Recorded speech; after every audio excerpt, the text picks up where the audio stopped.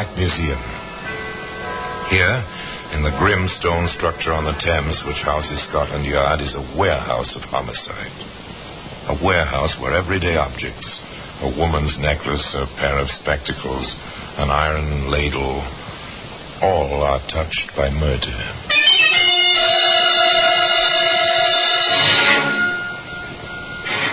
These small white boxes are familiar objects.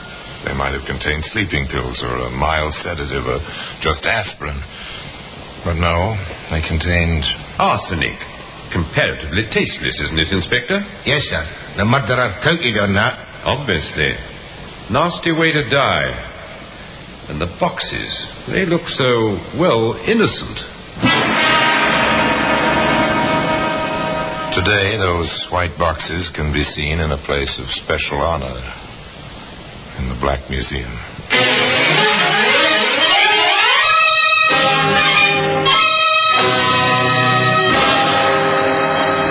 From the annals of the Criminal Investigation Department of the London Police, we bring you the dramatic stories of the crimes recorded by the objects in Scotland Yard's Gallery of Death, the Black Museum.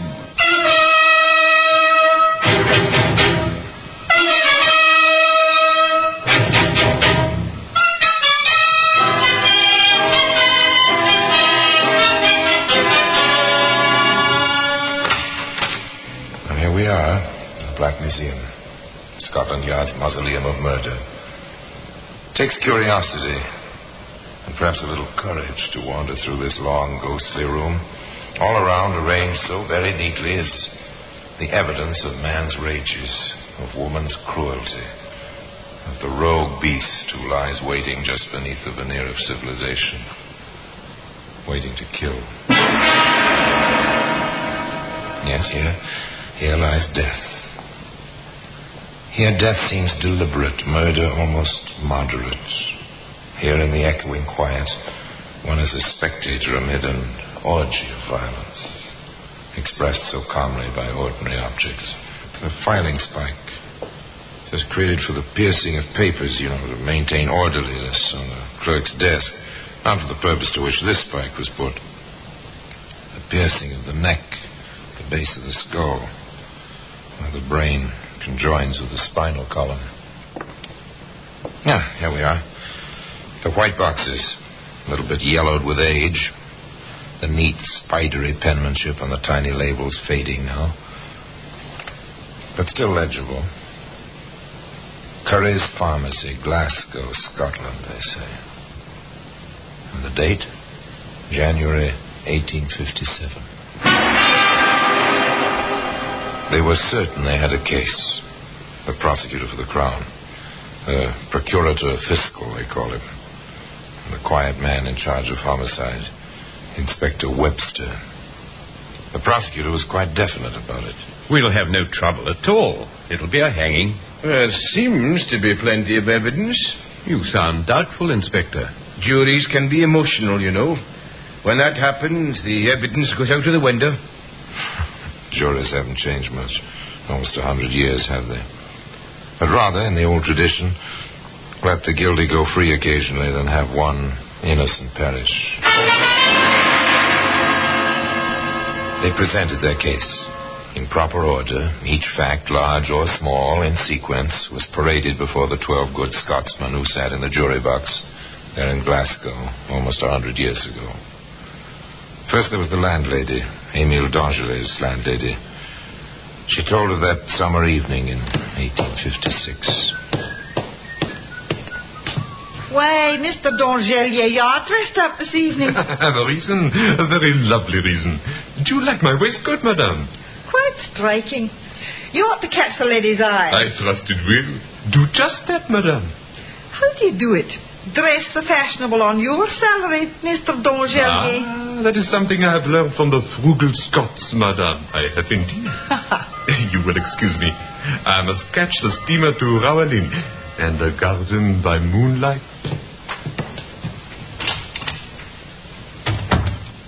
A happy little man, that summer's evening, Émile Dangelet. A happy, strutting little man in his new waistcoat, his well-pressed jacket, his smart hat. On the way to the quay to board the side-wheel steamer, he met his friend, Robert Dougal. Mr. Dougal was a witness, too. His story was just as simple. Emil, how are you?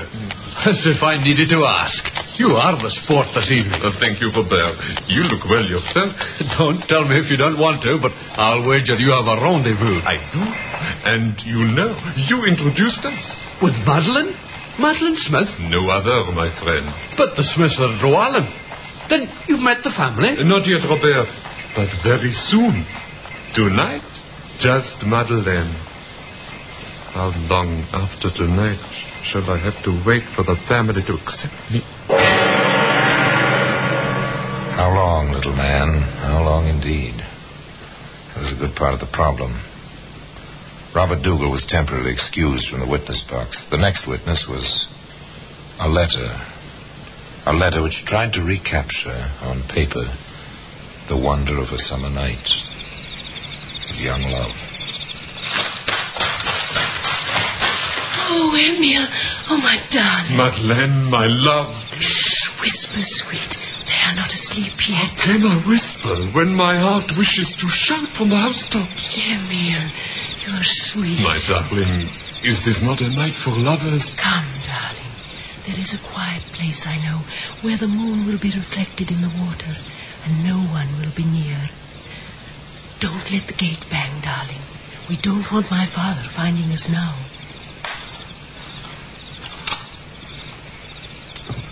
A garden gate shut softly, and footsteps, a man and a woman, fade away into the sounds of the night. It would be nice if we could leave the story here, but we can't, nor could the prosecutor. There were more letters, many, many more, written by both young people. Letters which detailed the progress of the summer and of a love affair. Madeleine, your return will coincide with the opening of the social season. You will go to all the dances, all the parties, but without me at your side. I cannot stand to picture this even to myself. Madeleine, let me be your husband in truth. I cannot stand. Have faith in me. Have I not proven my love? Oh, Emil, the tears which bathe this paper, they are tears of longing to be with you. There was more, much more. It all seemed endless, eternal, like the love these two pledged each other. But August moved into September, and September into the fall. Presently, as the prosecutor didn't fail to point out, the social round swept over Glasgow and over the Smith family, of course. Madeline was caught in the whirl with her family. Here, Robert Dougal was recalled to the witness box. This part of his evidence, if evidence it was, held a touch of wistfulness, of pathos even.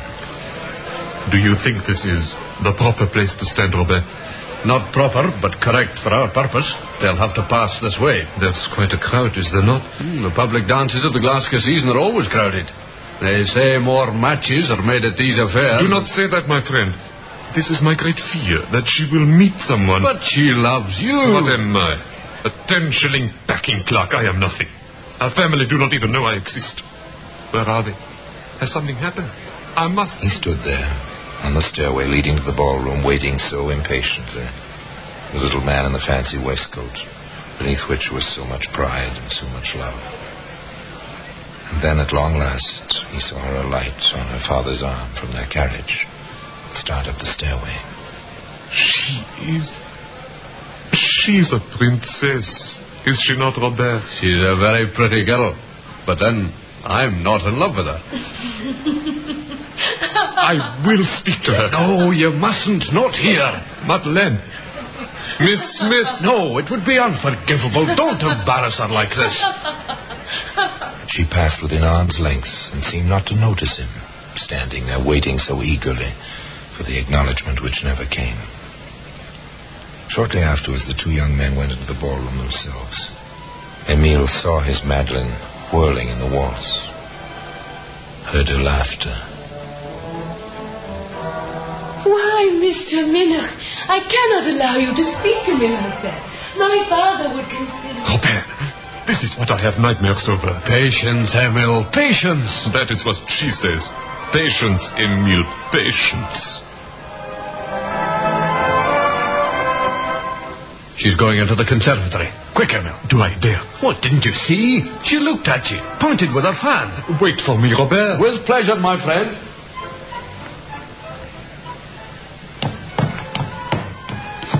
Emile, here, behind the harbor. Madeleine, oh, my dear. You shouldn't have come, and yet I'm glad you're here. If I could have only but one dance with you. Impossible, darling. My father noticed you on the steps. I told him it was Robert who spoke my name. I don't think he believes me. Let him know me. I am not ashamed of what I do. I will not be a clerk forever. Not now, not tonight. I must be quick. They will be missing me. Darling, tomorrow night, come to the house. You know my window on the ground floor with the railing. We will talk about it then. Tomorrow, after the family is asleep. The ground floor window, or the cat bars, to keep out cats. Or was it young lovers? A strong, if decorative grill. But there was an area entrance. And according to the letters offered clearly in evidence, Emile was admitted via the area entrance to the gracious old house in Glasgow.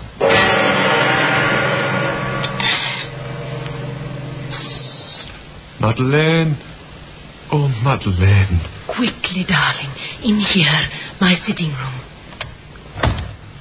Here we are. We must be very quiet. My elder sister is just above, and my father sleeps very lightly. Madeleine, when? When? I must await the proper moment. And in the meantime, must I come to the area entrance in the dark of night, sneaking like a thief? I did not steal your love. You gave it, darling. You gave it. What I gave, I can take back. No, you cannot. Oh, of course not, dear. And we must not quarrel either.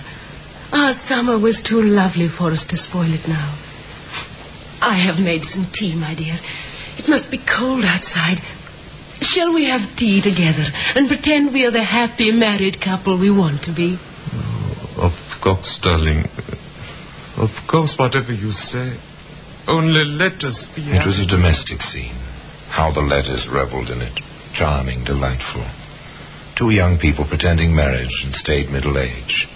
And then, in due course and in proper chronological order, the prosecutor introduced Mr. Curry, owner and chief dispenser at Curry's Glasgow Pharmacy.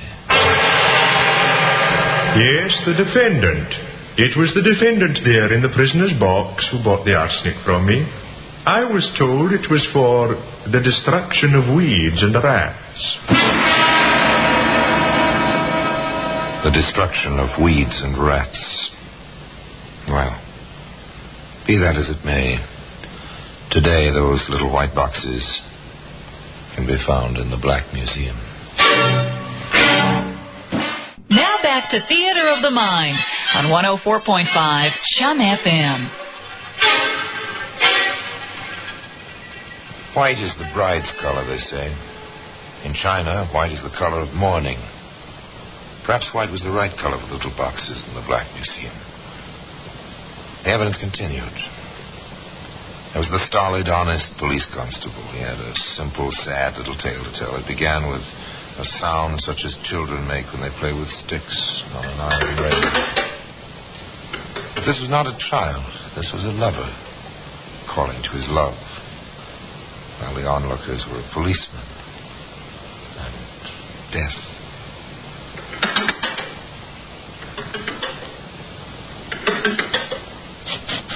Emily, for heaven's sake, you'll wake the family. I had to see you, darling. I had to. I told you, Emile, I could not see you tonight. Why? Was he here again? Was who here again? You know whom I mean. That Minoc. Since you mentioned it, yes, he was. So you could not see me. We must be discreet, darling. It's perfect camouflage. Father likes Mr. Minoc. As long as Father thinks I pay attention to Mr. Minoc, he will not suspect that I am in love with anyone else. Are you in love with me, Madeleine? Emile, how can you ask that? Forgive me. Forgive me, my darling. At the time, I do not know what I am doing or saying. Here it is November. The summer seems so far away. Yes, the summer. Emile, go home. I cannot let you in tonight. Madeleine, to stand here, talking through bars. Oh, you'll catch your death of cold. Glasgow in November. Damp, almost bitter. Oh, please go home, Emile, where you'll be warm and safe. I'm chilly standing here. No, not until I have held you in my arms once more. Emile, stop it. It's so late, so cold. Yes, cold. And almost bitter. Good night, Emile. Madeleine! Madeleine! You can't! You mustn't! Madeleine! I'll find a way. We will go off to South America. We will get away. Madeleine, listen to me. Here, now. What's all this? It's nothing, Constable. This is near the time to be rattling windy grates. It's much too cold for serenading, you know. You do not understand. Oh, don't I? I was young myself, and not so long ago. Now, on your way, young fella. Mr. Smith is a good friend of mine. I'll no have lovesick boys disturbing his daughters this time of night. Off with you now. Get on to your house. Understand, little man? I'm telling you to move along. Yes, Constable. I understand.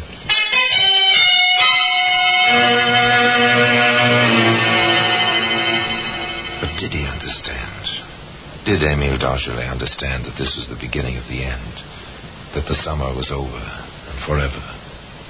Perhaps. Perhaps not. Perhaps he wouldn't let himself understand. However, this is all conjecture. The prosecutor was concerned with facts in their proper order. And so his next piece of evidence was a letter. In view of what appears to be the termination of our affair of the heart, will you be gentleman enough to return my letters to me at once, together with my portrait? I flatter myself that you have not destroyed either my picture or the missives I sent you while we felt more tenderly towards each other. There was no answer. Madeline tried another approach. Once we meant something to each other. I trust those moments are not unhappy memories. If they are happy at all, will you honor their memory by returning my letters and the miniature I gave you? Still no answer. Emile brooded in his room, on his job. And then suddenly there was a change. The prosecutor brought this to the attention of the jury by recalling Emile's landlady to the witness box. She told an interesting story. Well, Mr. Dangelier, you haven't stopped at my pier glass in a long time. I have had no reason to until tonight. Oh, a lady? Yes, a lady. With a warm heart from your smile. With a warmer heart than she has shown in some time. I see. You're a faithful person, aren't you? I have always hoped I could be. You're not looking very well. I expect to see you improve in health, Mr. Dangelier, as you improve the problems of your heart. Thank you, madame. Thank you from the bottom of my heart. If you will excuse me, I must not be late tonight. I must not be late tonight, he said. Yes, tonight of all nights, he must not be late.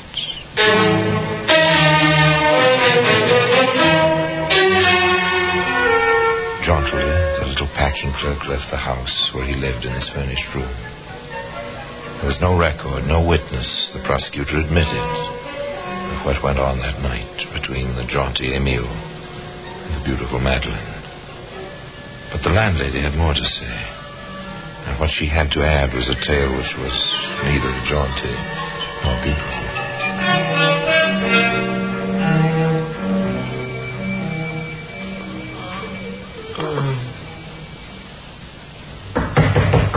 Mr. Dangelier, are you ill? What's wrong? Do you want a doctor? Can I help you? Mr. Dangelier. Mr. Dangelier. Mr. Dangelier, what is it? You look as if you'd crawled home on your hands and knees. Yes, I did. The last block. The pain.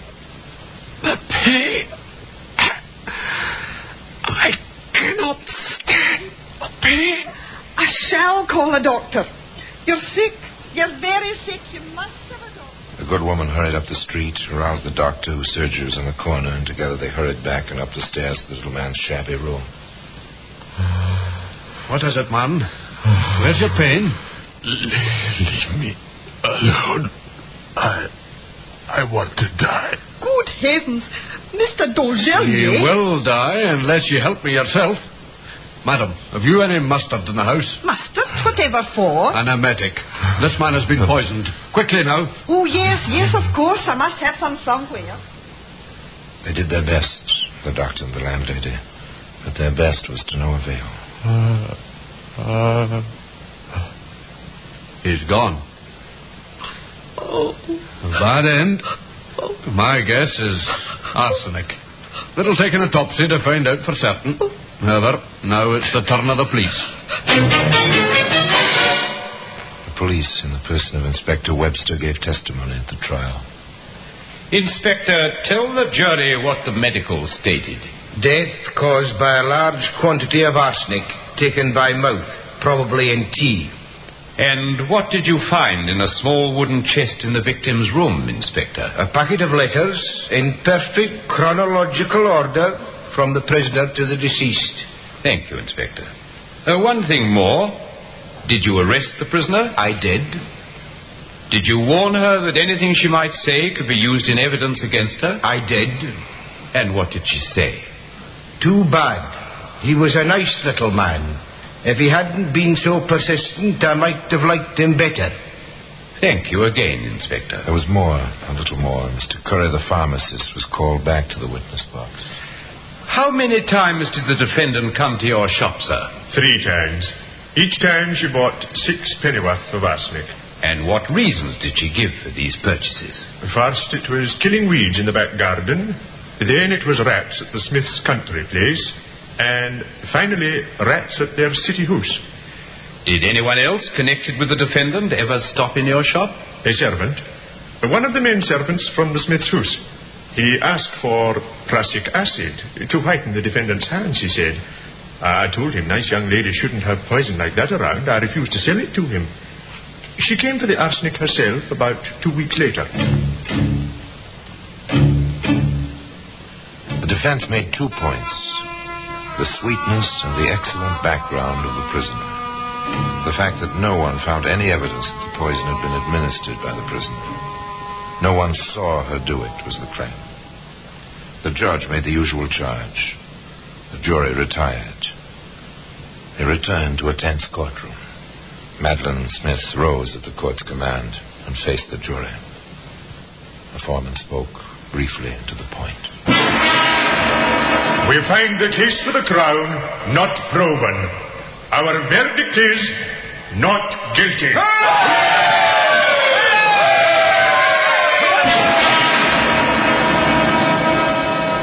So ended the trial of Madeline Smith.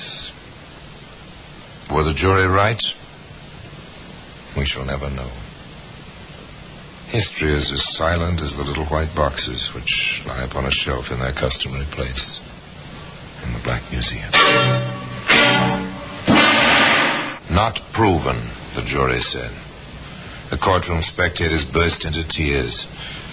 Madeline Smith was too young, too lovely for the citizens of Glasgow circa 1856 to believe her a murderess. She went free. Some 22 years ago, at the age of 90, Madeline Smith died in the United States, where she'd sought forgetfulness and a new life. Yes, they cheered when she was freed, but the whispers persisted. The whispers followed her to the new world. Now, I don't think there really ever was a new life for Madeline Smith, because she died a spinster and is remembered as a mystery which perhaps only the little white boxes could ever have solved. At any rate, there they are in their customary place, and there they'll stay, in the Black Museum. And now, until we meet next time in the same place, I tell you another story about the Black Museum. I remain, as always, obediently yours.